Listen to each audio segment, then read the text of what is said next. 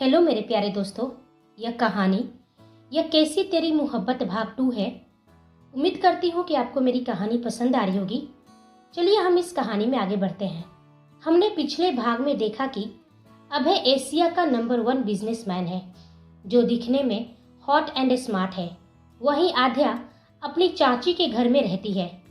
आध्या की चाची उसे खाना बनाने के लिए कहती है और वो खाना बनाती है जहां मिली अपनी माँ के बुरे बर्ताव से परेशान थी क्योंकि वो आध्या को बहुत टॉर्चर करती थी। वह पूछी, माँ बहुत बुरी है नदी? तो आध्या ने उसे प्यार से देखते हुए कहा, माँ बुरी नहीं होती, लेकिन सबकी माँ अच्छी हो यह भी जरूरी नहीं। और चाची बुरी नहीं है, बुरी तो बस मेरी किस्मत है। चल अब तू जा यहाँ से, मुझे बहुत सारे काम है। आध्या ने जल्दी से खाना बनाना शुरू कर दिया और कुछ ही देर में वो खाना बनाकर रेडी भी हो गई। वो डाइनिंग टेबल पर सबके लिए खाना परोसती है। सुलेखा अपना मुंह बनाकर बैठती है और एक नजर आध्या को घूरती है। आध्या अपनी नजरें झुका लेती है। सभी बैठकर खाना खाते हैं सिवाय आध्या के। वह बस सबको परोसती है। मोहित की गंदी नजर उस पर ही थी। वह बार बार उसकी तरफ देखता है और अपने होठों पर जीभ फेरता है और अपनी माँ से कहता है, मॉम कुछ भी कहो, आध्या खाना लजीज बनाती है, हाथों में जादू है इसका। उसके कहने के पीछे का इंटेंशन आध्या खूब समझती थी, लेकिन यह तो रोज की बात थी, इसलिए उसने धीरे धीरे ध्यान देना ही बंद कर दिया। सबके खाने के बाद आध्या और मिली प्लेट उठाकर किचन में ले गई, जहां मिली कहती है, दीदी अब आप भी खाना खा लीजिए। तो आध्या कहती है, हाँ पहले दादी को तो खिला दो, कब से वो मेरे इंतजार में बैठी होंगी। आध्या एक प्लेट में 2 लोगों के लिए खाना लगाती है और कमरे में जाती है जहां उसकी दादी हाथ में माला लिए जाप कर रही थी। उनके चेहरे पर मुस्कान आ जाती है क्योंकि वो समझ चुकी थी कि आध्या कमरे में दाखिल हो चुकी है। वह अपनी आंखें खोलती है तो सामने उनकी प्यारी और मासूम सी आध्या खाने की प्लेट लिए मुस्कुरा रही थी। आ गई, कब से तुम्हारा इंतजार कर रही थी, तुम्हें तो अपनी दादी की परी ही नहीं है। दादी झूठ का गुस्सा करते हुए बोली, सॉरी दादी, आज आपकी आध्या थोड़ी ज्यादा ही बिजी हो गई थी। आध्या उनके सामने खाने की प्लेट रखती है और खुद भी बैठ जाती है और कहती है, बहुत तेज भूख लगी है दादी, पहले खाना खा लेते हैं, फिर मैं आपसे बहुत सारी बातें करूंगी। आध्या एक छोटा सा निवाला उनके मुंह के पास ले जाती है जिससे उनकी आंखों में नमी तैर जाती है। तो आध्या पूछती है, क्या दादी अब ये आंसू क्यों? तो वह कहती है, माफ कर दे बेटा, मैंने सब सुन लिया था जब सुलेखा तुझे जलील करने वाली बातें कह रही थी और मैं तुम्हारे लिए कुछ नहीं कर पा रही हूँ। बहुत बुरा लगता है कि मेरी मासूम बच्ची पर ये जालिम कितने सितम करते हैं और मैं चुपचाप सुनने के सिवा कुछ नहीं कर सकती हूँ। आध्या उनका आंसू पोंछते हुए कहती है, आप भी न दादी, क्या क्या सोचते रहती हैं, मुझे उनकी बातें बुरी नहीं लगती है और क्या गलत बोलती है, जो सच है वही तो मुझे सुनाती है, लेकिन आप इस तरह से दुखी होती है तो मुझे बहुत बुरा लगता है। आप जानती है ना, मैं आपको दुखी नहीं देख सकती हूँ, एक आप ही तो है जिसे देखकर मेरी सांसें चलती है। मैं बहुत थक गई हूँ दादी, ऐसे में आप रोएंगी तो मैं भी रोने लगूंगी। तो दादी कहती है, कितनी आसानी से तू अपना हर दुख हर दर्द सबसे छुपा लेती है ना। जिस उम्र में लड़कियां कॉलेज जाती है उस उम्र में ये लोग तुमसे काम करवाते हैं, घर का भी और बाहर का भी। तेरे पढ़ने का सपना तक अधूरा रह गया, तू यहाँ से भाग क्यों नहीं जाती? चली जाओ इन लोगों से बहुत दूर। आध्या हैरान होकर देखती है और एक हल्की कड़वी मुस्कान के साथ कहती है, कहाँ जाऊंगी दादी, बाहर की दुनिया इससे भी बुरी है और फिर आपको और मिली को छोड़कर जाने का सवाल ही नहीं उठता है। आप इन सारी बातों का चिंता मत कीजिए, आपकी तबीयत खराब हो जाएगी। मैंने सब कुछ किस्मत पर छोड़ दिया है दादी, अब आप आराम कीजिए, मैं प्लेट रख कर आई। आध्या किचन में प्लेट रखने चली जाती है और अपनी आंखें बंद करके दादी की बातें सोचती है। अचानक से उसकी आंखों से एक बूंद आंसू टपक जाता है तो वह खुद से कहती है, अब तो तुझे इन सारी चीज़ों की आदत होनी चाहिए आध्या, क्या बच्चों की तरह हर बात पर रोने लगती है? बस अब रोना बंद कर, वरना रात में नींद भी नहीं आएगी। इधर अभय बैल्कनी में खड़ा चांद को निहार रहा था। उसने एक कैजुअल ग्रे कलर का ट्राउजर पहन रखा था, ऊपर कुछ भी नहीं था। उसके बाल हल्के गीले हैं जिससे मालूम चलता है कि उसने अभी नहाया है। चांद की चांदनी उसकी बॉडी पर गिर रही थी जिसमें वो बहुत ही अट्रैक्टिव लग रहा था, लेकिन उसकी आंखें खामोश और खाली थी। वह चांद को एक टक देखे जा रहा था जैसे कि वह कुछ उसमें ढूंढ रहा हो। वहीं दूसरी ओर आध्या भी अपने घर के छत से चांद को देख रही थी। चांद की रोशनी में उसकी खूबसूरती और भी बढ़ गई थी, लेकिन उसकी आंखों में बहुत सारे सवाल थे और मन बेचैन था। दोनों एक ही वक्त में चांद को देख रहे थे, जैसे उन दोनों की किस्मत एक नई प्रेम कहानी का आगाज करने वाली हो। आध्या चांद को देखते हुए पूछती है, तू बहुत दूर है तो अच्छा है, वरना इस जमीन पर उतरता तो तेरी चमक फीकी पड़ जाती। जैसे मेरी किस्मत ना जाने क्यों मुझसे इतनी रूठ गई है कि अपनी नाराजगी हर वक्त मुझसे जताती है। मालूम है, आज मेरी जॉब चली गई है। समझ में नहीं आ रहा है कि कैसे बताऊं घर में कि मेरी नौकरी चली गई। बताया तो चाची मेरी चमड़ी उधेड़ देगी। कहते हुए वह अपने अंजाम के बारे में सोचते हुए उसका दिल कांप गया था, आंखें बरसने लगी थी। क्या गलती थी मेरी कि उस बिजनेसमैन ने मेरी नौकरी छीन ली, सिर्फ इसलिए कि हम हंस रहे थे। मैं तो हंस भी नहीं रही थी। उसने मुझसे मेरे जीने का सहारा ही छीन लिया। वह घुटने के बल बैठकर अपने चेहरे को हथेलियों पर रखकर रोने लगती है। कुछ देर रोने के बाद वह अपने आंसू पोंछती है और कहती है, नहीं, मैं घर में अपनी नौकरी जाने के बारे में नहीं बता सकती हूँ। मुझे जल्द से जल्द दूसरी नौकरी ढूंढनी होगी, इससे पहले कि चाची को मालूम चल जाए। दोनों चांद से गुड नाइट बोलते हैं और सोने अपने कमरे में चले जाते हैं। अगले दिन सुबह अभय उठकर ऑफिस निकलने के लिए रेडी हो रहा था, तभी उसका फोन बजा। उसने देखा तो उसके दादाजी ओमकार जी का फोन था। वह लिफ्ट के जरिए जल्दी से नीचे आता है और स्टडी रूम में चला जाता है, जहां उसके दादाजी और डैड बैठे हुए थे। ओमकार जी कहते हैं, बेटा एक जरूरी बात करनी है तुमसे। तो अभय पूछता है, क्या हुआ, आपने मुझे इतनी इमरजेंसी में क्यों बुलाया? तो वह बोले, अभी 2 महीने बाद इलेक्शन है और हमारी पार्टी ने सीएम के चेहरे के रूप में अनुराग को चुना है। मैं इतने सालों तक राजनीति से दूर रहा, फिर भी पार्टी हम पर भरोसा जता रही है, जिसे मैं खोना नहीं चाहता हूँ। इसलिए मैं चाहता हूँ कि तुम चुनाव की कमान संभालो, कैंपेनिंग तुम करो। अभय कहता है, आप चिंता मत कीजिए दादाजी, इस बार हमारी ही पार्टी जीतेगी। अब मुझे जाना होगा, आज बोर्ड ऑफ डायरेक्टर्स की मीटिंग है, मेरा वहाँ होना बहुत जरूरी है। वह अपनी कार से ऑफिस के लिए निकल जाता है और उसके पीछे अच्छी खासी गाड़ियों का काफिला था। उसकी कार एक 50 मंजिला इमारत के एरिया में एंटर करती है, जहां बड़े बड़े अक्षरों में Rana group of industries and limited लिखा हुआ था। मीटिंग रूम में बोर्ड्स ऑफ डायरेक्टर्स के मेंबर्स पहुंच चुके थे और इंतजार था तो अभय सिंह राणा का। अभय बोर्ड ऑफ डायरेक्टर्स का चेयरपर्सन भी था। इधर दूसरी ओर आध्या उठकर घर के सारे काम निपटा रही थी। उसका हाथ हर रोज की तरह तेज नहीं, धीरे धीरे चल रहा था, क्योंकि उसे मालूम था कि रोज तो ऑफिस टाइम पर जाना होता था, लेकिन आज वो क्या करेगी। सुलेखा अपनी तीखी नजरों से उसे घूर रही थी और पूछती है, आज तुझे पोछा लगाने में इतना वक्त क्यों लग रहा है? रोज तो तू एक्सप्रेस बनी रहती है और आज मालगाड़ी की तरह काम क्यों कर रही है? ऑफिस नहीं जाना है क्या तुझे? उनकी बात सुन के आध्या घबरा गई थी, सच नहीं बता सकती थी। वो जैसे तैसे टूटी फूटी शब्दों में बोलने की कोशिश करती है, चाची ऐसा है कि। तभी ब्रजेश जी वहाँ आ जाते हैं और कहते हैं, आध्या बेटा, मुझे अगले महीने कुछ पैसे चाहिए। तू तो जानती है कि इस महीने माँ के दवाइयों में ही सारे पैसे चले गए हैं। तभी सुलेखा जी भी कहती है, हाँ, अपने बॉस से बात कर, सैलरी बढ़ाने के लिए कह, वरना अम्मा का इलाज हमें रोकना पड़ेगा। आध्या की आंखों में आंसू आ गए थे, क्योंकि उसे लगा था कि वो अपनी नौकरी छूटने का सच घर वालों को बता देगी। क्या होगा, चाची उसे सजा ही तो देती, वो बर्दाश्त कर लेती। लेकिन अपनी दादी की ट्रीटमेंट रुक जाने के डर से वो चुप हो गई। उसने अपना काम निपटा लिया और रेडी होकर घर से निकल गई, लेकिन उसे नहीं मालूम था कि वह कहाँ जा रही है। वह अपनी ही दुनिया में खोई हुई थी। तभी अचानक से उसकी फोन की रिंग बजी और वह होश में आई। वहीं दूसरी ओर अभय सिंह राणा मीटिंग रूम में एंटर करता है और उसके आने से वहाँ का माहौल बदल जाता है। सभी लोग उठकर खड़े हो गए, सिवाय एक जो पिंक कलर की सिंपल साड़ी पहने हुए और चेहरे पर गुरूर और कॉन्फिडेंस से भरी हुई है। वह 45 साल की उम्र की लग रही थी, लेकिन चेहरे पर उम्र का कोई प्रभाव नहीं था। वह एरोगेंट अंदाज में अपने चेयर पर बैठी हुई थी और उसने अपनी नजरें उठाकर अभय की ओर देखने की जहमत तक नहीं उठाई। ये है आभा कपूर, अभय की सौतेली बुआ और उसकी सबसे बड़ी राइवल। वह राणा ग्रुप ऑफ कंपनी के 30% शेयर की मालकिन है, लेकिन उन्हें हमेशा से लगता है कि उनके साथ नाइंसाफी हुई है और वह आधे प्रॉपर्टी की हकदार है। अभय भी उन्हें इग्नोर करते हुए अपने सीट पर बैठता है और मीटिंग स्टार्ट होती है। अभय अपने असिस्टेंट रंजन को इशारा करता है तो वह फाइल्स अभय के सामने रखता है। अभय ने कहा, मार्केट में हमारी जो भी प्रोडक्ट्स अब तक लॉन्च हुए हैं उनकी रेटिंग और रिव्यू अच्छा ही रहा। 3 महीने पहले हमने एक नई प्रोडक्ट्स को लॉन्च किया मार्केट में।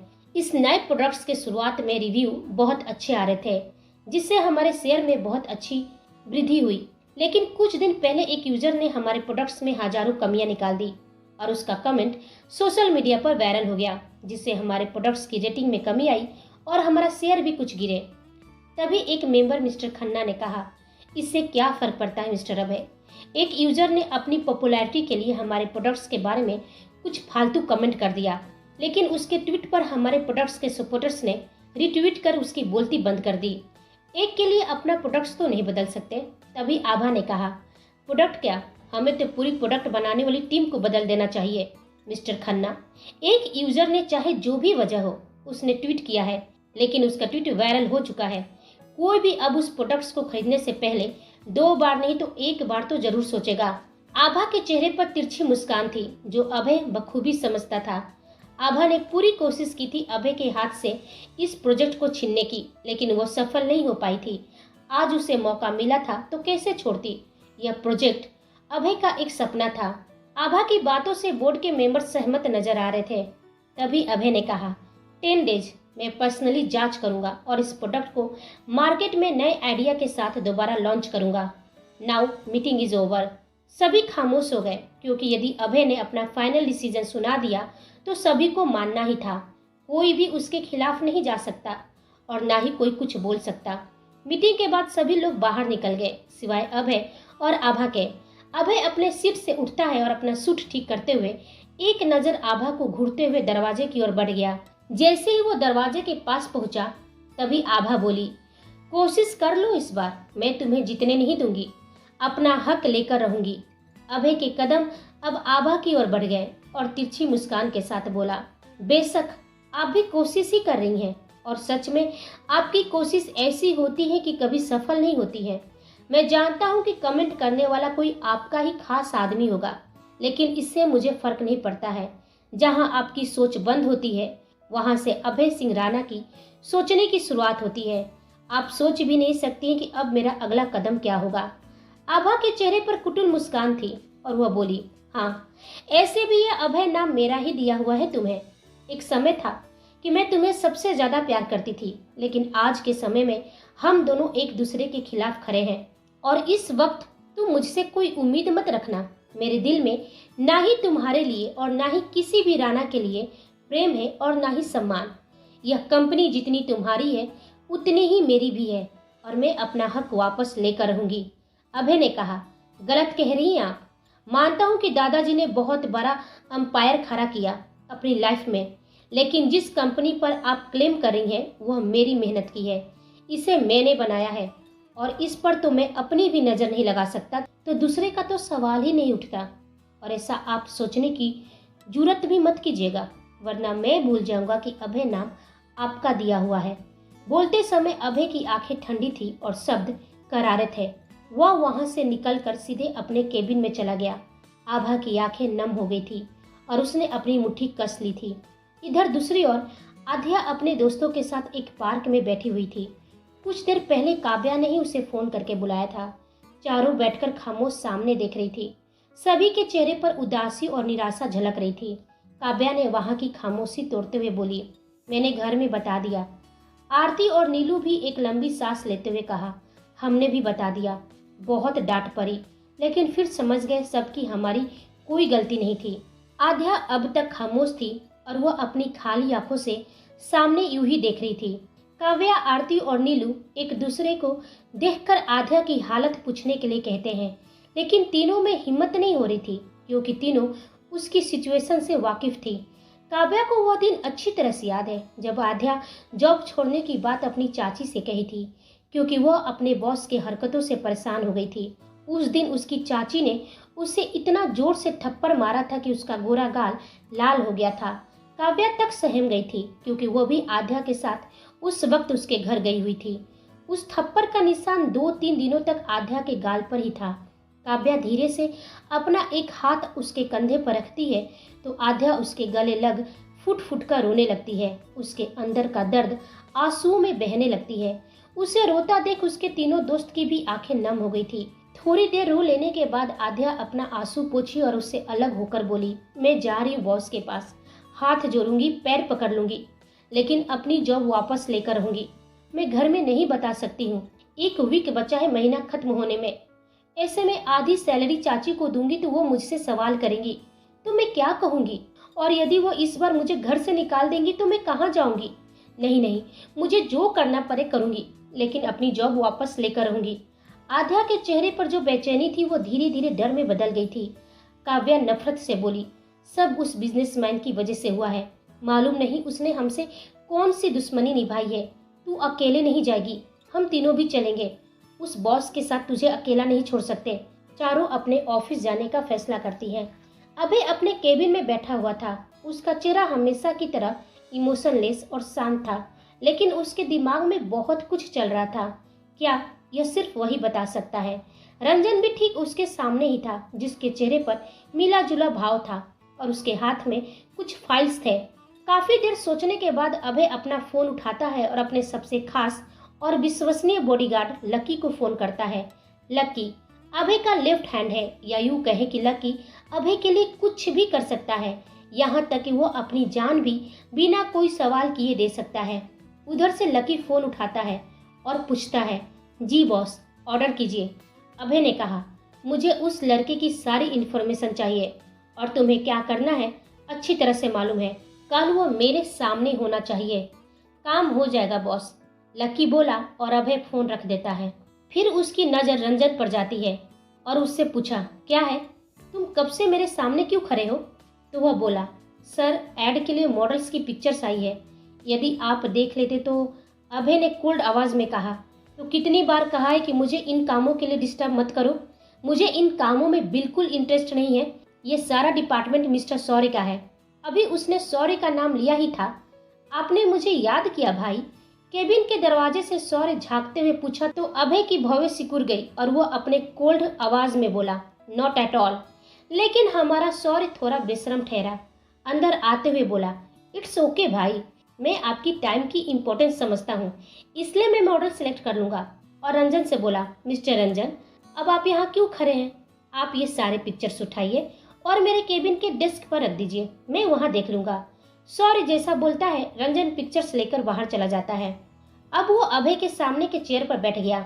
अभय ने उसे इग्नोर करते हुए अपने लैपटॉप पर काम करना शुरू कर दिया। तो वह बोला, क्या भाई, अब तक नाराज हो? अभय का पूरा ध्यान लैपटॉप पर ही था, वह पूरी तरह से उसे इग्नोर कर रहा था। तो सौर्य ने फिर कहा, प्लीज भाई मान भी जाओ, वरना मैं कहता हूँ मैं भूख हड़ताल पर बैठ जाऊंगा। अभय के चेहरे पर दबी स्माइल आ गई, लेकिन अगले ही पल वो गायब भी हो गई। वो अपने चेहरे पर सीरियसनेस लाते हुए कहा, क्यों झूठ बोल रहा है? 1 घंटा तुझसे भूखा नहीं रहा जाता और तू भूख हड़ताल करेगा? देख, ना मैं तुमसे नाराज हूँ ना ही गुस्सा। तुझसे कितनी बार कहा है कि मिसेज राणा के सामने मुझे इम्पोर्टेंस देना बंद कर, उन्हें अच्छा नहीं लगता है, वो तुमसे बहुत प्यार करती है। हाँ यही सच है, अभय अपनी मॉम को कभी मॉम नहीं कहता। ऐसा क्यों है यह कहानी में आगे मालूम चलेगा, लेकिन वह उनका सम्मान बहुत करता है। सौर्य ने कहा, आप मेरे लिए इम्पोर्टेंट हो सभी से भाई, और इसमें यदि मॉम को बुरा लगता है तो वह उनकी प्रॉब्लम है। मैं कोई दिखावा नहीं कर सकता उनकी तरह, वो भी तो यही करती हैं। दुनिया के सामने आपको इम्पोर्टेंस देंगी, लेकिन यदि आपके सामने मैं रहूं तो फिर वो आपको भूलकर मुझे इम्पोर्टेंस देना शुरू कर देती है, जो मुझे बिल्कुल पसंद नहीं है। तो इसमें गलत क्या है सौर? मुझे बुरा नहीं लगता। अभय कुछ सोचकर बोला, ठीक है बाबा, तुझे जो करना है कर। तुझे समझाना दीवार पर अपना सिर मारने जैसा है। अभय और वह बातें कर ही रहे थे, तभी केबिन के दरवाजे पर दस्तक हुई और राघव अंदर आया और वो कहता है, भाई सुबह से ही वो प्रिंटर कंपनी के मालिक का फोन आ रहा है। तो अभय और सौर्य अनोइंग फेस के साथ उसे देखते हैं तो राघव समझ जाता है कि अभय को कैफे वाली इंसिडेंट याद नहीं है। ऐसी छोटी बातें वो याद भी नहीं रखता जो उसके लिए इम्पोर्टेंट ना हो। सीरियसली भाई, कल की ही तो बात है, वही मामूली सा प्रिंटर कंपनी जिसका मामूली शेयर आपने खरीद कर उन चारों लड़कियों को जॉब से निकालने को कहा था, और उसका मालिक उन लड़कियों को निकाल चुका है। अभय ने बिना कोई एक्सप्रेशन से कहा, बस इतना छोटा सा काम तुमसे नहीं हो रहा है, जाओ संभालो उसे, फालतू कामों के लिए मुझे परेशान मत करो। वह लड़कियां जॉब से निकाली गई, मुझे बस यही चाहिए था। 1 मिनट, क्या हो रहा है भाई? कौन सी लड़कियां, किसे निकाला गया, मैं इंदौर क्या गया, मेरी गैर हाजिरी में इतना कुछ हो गया। सौर्य के दिमाग में सवालों की ढेर लग गई थी, जिससे उसका दिमाग घूम गया था। प्लीज कोई तो बताओ, भाई को लड़कियों में कब से इंटरेस्ट हो गया, मुझे कुछ तो समझाओ। अबे खा जाने वाली निगाहों से सौर्य को घूरता है तो वह चुप हो जाना ही ठीक समझा, और वो राघव से इशारे में पूछता है तो वह उसे बाहर आने का इशारा करता है। अभय की तिरछी निगाहें उन पर ही थी। हो गया तुम दोनों को, तो निकलो यहाँ से अभी, वो अपने कोल्ड आवाज में कहा तो दोनों जल्दी से निकल गए। उनके जाने के बाद अभय को एक बार फिर आध्या की नशीली आंखें उसकी आंखों के सामने नाचने लगी। उसकी आंखें उसे परेशान कर रही थी, जिससे उसका दिमाग फ्रस्ट्रेट हो गया था। वो गुस्से से अपना लैपटॉप बंद कर पहली बार खुद से पूछा, जिसकी आंखों ने मुझे बेचैन कर रखा है, आखिर वो है कौन। फिर वो अपने ही सवाल को नकारते हुए बोला, जो भी है वह कोई मेरे लिए खास नहीं हो सकती, कोई भी ऐसा नहीं जो अभय सिंह राणा को कंट्रोल कर सके। इधर ऑफिस कैंटीन में बैठे राघव ने सौर्य को पूरी स्टोरी बता डाली और वह थोड़ा चिंतित भाव से बोला, बेचारी लड़कियां, उनके हंसने की सजा भाई ने ऐसा दिया है। अच्छा हो कि वो कभी भाई के सामने ना आए, वरना वह तो अपनी जिंदगी में हंसना ही भूल जाएंगी। आध्या अपने दोस्तों के साथ जबरदस्ती ऑफिस में घुसने की कोशिश करी थी। गार्ड ने उन्हें रोकने की बहुत कोशिश की, लेकिन वो चारों अपने बॉस के केबिन में जा पहुंची। उनके बॉस ने उन्हें देखकर पहले तो हैरान हो गया, फिर गुस्से से गार्ड को देखा तो वो बोला, सर मैंने रोकने की बहुत कोशिश की, लेकिन ये माने नहीं। आध्या ने रिक्वेस्ट के भाव से कहा, प्लीज सर, आप हमारी बात तो सुन लीजिए, हमें जॉब की जरूरत है, आप हमें हमारी जॉब से ऐसे नहीं निकाल सकते। उसकी रिक्वेस्ट करने के अंदाज को देखकर बॉस की नीयत डोल गई। वह अपने चेयर से उठकर धीरे धीरे उसके पास आया। आध्या उसकी नीयत को समझ गई थी और वह थोड़ी पीछे हट गई तो बॉस के चेहरे पर मक्कारी भर गई और उसने कहा, आध्या, मैं खुद चाहता हूँ कि तुम मेरी कंपनी में काम करो। तुम जब से यहाँ से गई हो मुझे भी अपने काम में मन नहीं लगता, लेकिन क्या करूँ, मजबूर हूँ। मैं ठहरा एक छोटा मोटा कंपनी का मालिक और वह एशिया का नंबर 1 बिजनेसमैन अभय सिंह राणा है। यह नाम सुनते ही चारों अवाक रह गए थे। उनकी आंखें हैरानी से थोड़ी बड़ी हो गई। काव्या, नीलू और आरती तीनों हैरानी के साथ एक्साइटमेंट में बोल पड़े, सर वो हमारे सामने थे और हम उन्हें देख नहीं पाए। हाय, काश एक बार उनका फेस ही देख लेते, बस मैगजीन और न्यूज़पेपर में ही देखते हैं, वो भी मास्क के साथ। आध्या ने कहा, क्या है काव्या, यहाँ हम अपनी जॉब की बात करने आए हैं और तुम कुछ और ही करने लगी। और ऐसे भी सर, मुझे आपकी बात पर बिल्कुल यकीन नहीं है। अभय सिंह राणा एशिया का नंबर 1 बिजनेसमैन है। इस मुंबई शहर में उसके कई 7 स्टार होटल्स हैं, फिर एक छोटे से कैफे में वो क्यों आएगा। तो आरती बोली, बात में तो दम है। तो बॉस खींचते हुए कहा, यह मुझे क्या मालूम कि वो वहाँ क्यों था, लेकिन उसकी वजह से मैं रोड पर आने वाला हूँ। देखो, यदि तुम तीनों को अपनी जॉब चाहिए तो जाओ अभय सिंह राणा के सामने रिक्वेस्ट करो। यदि वो मेरा शेयर वापस कर देगा तो इस पर अच्छी सैलरी के साथ तुम चारों को वापस जॉब पर रख लूंगा, वरना भूल जाओ अपनी जॉब। नीलू बोली, वो हमारी बात क्यों मानेगा सर, आप तो ऐसे बोल रहे हो जैसे कि वो हमारा रिलेटिव है जिससे हम जब चाहे जैसे चाहे मिले। उनके बॉस ने कहा, आध्या चाहे तो हो जाएगा। तो आध्या और तीनों कंफ्यूजन में उसे देखती है। तो आध्या पूछी, मैं कैसे सर। तो बॉस ने कहा, देखो आध्या, अगर तुम चाहो तो सब तुम्हारे हाथ में है। तुम यंग हो और बहुत ही खूबसूरत हो। तुम्हारी ऐसी खूबसूरती देखकर तो अच्छे अच्छों की नीयत डोल जाए। फिर बिजनेसमैन क्या चीज है, बड़े बड़े बिजनेसमैन दिन में काम और रात में बस सर। आध्या इतना जोर से बोली थी कि उसकी बॉस की बाकी के शब्द उसके हलक में ही अटक गए। गुस्से से वो कांप गई और उसकी आंखों में नमी उतर गई। वो तेज कदमों से बाहर निकल गई और अपने मुंह पर दुपट्टा बांधने लगी। उसके तीनों दोस्त उसके पीछे आ गए। आरती ने कहा, आध्या रुक, कितना तेज भाग रही है। वो आध्या के सामने आकर खड़ी हो गई। उसकी आंखें गुस्से से लाल हो रही थी। अभी वो उसे संभालती तो बस उसके मुंह से इतना ही निकला, मुझे अकेले ही रहना है, प्लीज कल मिलते हैं। कहते ही वो वहां से निकल गई। काव्या, आरती और नीलू उससे बस जाते हुए देखते रह गए। आध्या तेज कदमों से चल रही थी। सूरज ढल रहा था और उसे घर पहुंचना था समय पर, वरना आज भी लेट होने पर चाची के गुस्से का सामना उसे करना पड़ता। वह अक्सर ऑफिस से घर पैदल ही जाती थी। उसके तेज कदमों की आहट से एक आवारा कुत्ता उसके पीछे पड़ गया। आध्या का सबसे बड़ा फियर कुत्ता ही है। कुत्ता उस पर भौंकता ही जा रहा था। आध्या की हालत खराब हो रही थी। उसके माथे पर पसीने फैल गए थे। पहले तो कुछ सेकंड तक दोनों एक दूसरे की आंखों में घूरते रहे।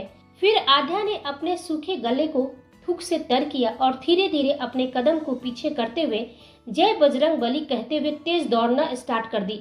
उसे भागते हुए देखकर कुत्ता भी एक्टिव हो गया और वह उसके पीछे भागने लगा। आध्या में जितनी एनर्जी थी वह दौड़ने में लगा दी। भागते समय उसे जो रास्ता मिला उधर ही भागती रही। वह कुत्ता उसके पीछे भागता रहा। वह ऐसी जगह पर चली गई जहां अभय अपनी कार की बोनेट पर लेटा हुआ था। डूबता सूरज वह देख रहा था और उसके बॉडीगार्ड्स दूर उस पर नजर बनाए हुए थे। वहां अभय के सिवा दूर दूर तक कोई नहीं था क्योंकि वह उसका पर्सनल लैंड था। बस अभय और वहां चलती ठंडी ठंडी मंद हवाएं थी। अभय को यदि कुछ बड़ा और खतरनाक करना होता था तो वह कुछ समय के लिए खुद को अकेला कर लेता। उसी वक्त उसके कानों में पायल की मधुर छन छन आवाज सुनाई दी, जो आध्या के दौड़ने से उसके पैरों के पायल बज रहे थे। साथ ही उसकी तेज सांसें भी जो उन हवाओं में गूंज रही थी।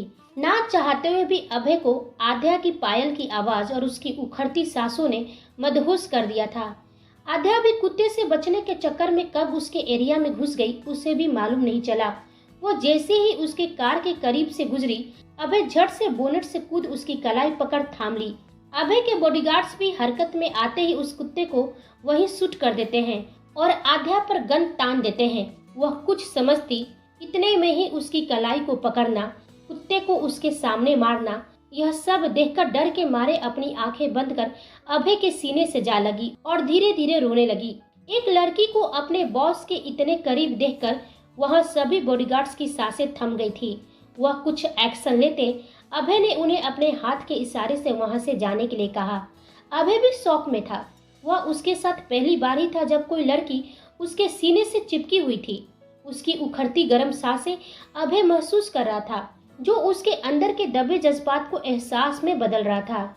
आध्या डर से उससे चिपकी हुई थी। अभय का हाथ हवा में ही था।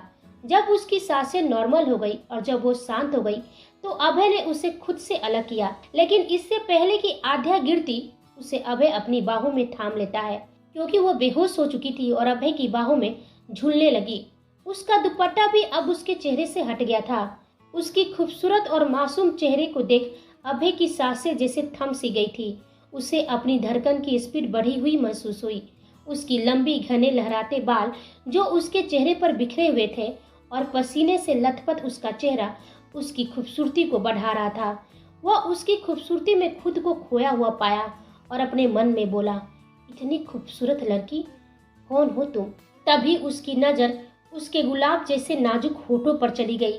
अनजाने में अभय का अंगूठा उसके होठों पर फिरने लगा था और उसके चेहरे पर सातिर मुस्कान आ गई थी। क्या होगा इनकी पहली मुलाकात का अंजाम? क्या आध्या और अभय की लाइफ में प्यार अपना रंग दिखाएगा? क्या होगा जब आध्या को अभय का सच मालूम चलेगा? कौन थी आभा और क्या रिश्ता था उनका राणा परिवार से? यह हम सब जानेंगे अगले भाग में। तब तक आप हमारे चैनल के साथ बने रहिए। लाइक शेयर कमेंट और सब्सक्राइब करना बिल्कुल ना भूलें। आप सभी को मेरी कहानी सुनने के लिए धन्यवाद।